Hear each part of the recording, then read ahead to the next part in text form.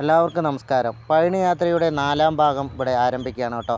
ഞങ്ങൾ അന്നദാനവും കഴിച്ച് അമ്പലവും ഒന്ന് ചുറ്റിക്കണ്ടതിന് ശേഷം പതിയെ താഴേക്ക് ഇറങ്ങുകയാണ് കേട്ടോ. ചൂട് അതികഠിനമായതുകൊണ്ട് തന്നെ വളരെ പതുക്കെയാണ് ഞങ്ങൾ ഇറങ്ങുന്നത് കേട്ടോ.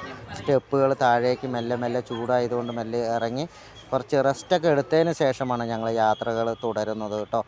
സൈഡിൽ തന്നെ മരക്കൊമ്പുകളിലെല്ലാം തുണി കൊണ്ട് തൊട്ടിൽ കെട്ടിയത് ധാരാളമായിട്ട് കാണാം. അത് ഒരു ആചാരപ്രകാരമാണ് കെട്ടിയിരിക്കുന്നതെന്ന് മനസ്സിലായി. സൈഡിൽ തന്നെ പാറയുടെ മുകളിൽ ഗണപതി ഭഗവാനെ കൊത്തി വെച്ചതായിട്ട് കണ്ടു. അവിടെ നിന്ന് തൊഴുതി ഞങ്ങൾ എത്രയും പെട്ടെന്ന് തന്നെ താഴേക്ക് ഇറങ്ങി കേട്ടോ. താഴേക്കെത്തി കുറച്ച് ഫോട്ടോസ് എല്ലാം എടുത്തതിന് ശേഷം നേരെ ഞങ്ങളുടെ ഫ്രണ്ടിൻ്റെ വീട്ടിലേക്കാണ് കേട്ടോ പോയത്.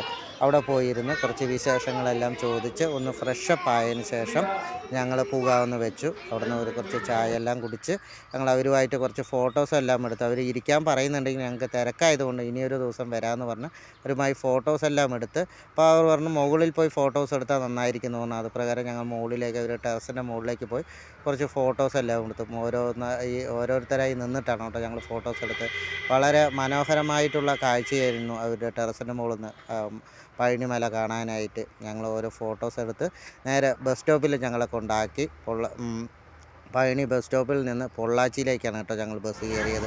അപ്പോൾ കയറി തന്നെ ഞങ്ങൾ നല്ല തിരക്കുണ്ടെങ്കിലും തിരക്കില്ലാത്ത ബസ് നോക്കി ഞങ്ങളെ സീറ്റെല്ലാം പിടിച്ച് ഞങ്ങൾ യാത്ര തുടരുകയാണ് കേട്ടോ. പൊള്ളാച്ചി ബസ് സ്റ്റാൻഡിലേക്ക് യാത്ര തുടരുക. ബാക്കി പിന്നീട് പറയാം കേട്ടോ.